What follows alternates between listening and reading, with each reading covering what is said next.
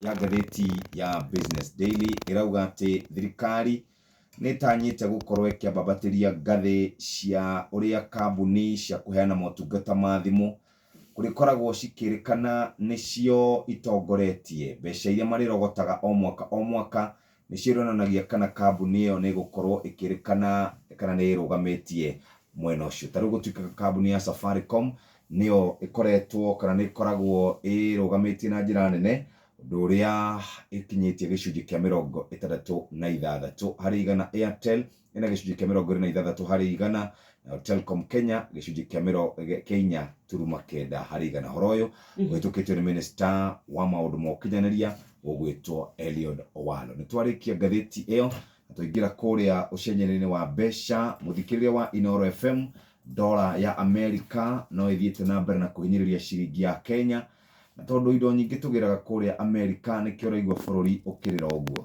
Dola ya Amerika ĩ ciringi 134.7 kũrĩa bengi ya Kenya. Sterling pound ciringi 136.9. Euro ciringi 147.4. Gũkũ nĩ bengi nene ya Kenya CBK. Ũngĩthiĩ bengi-inĩ icio ingĩ nĩgũkora dola ĩgĩkinya ciringi 145.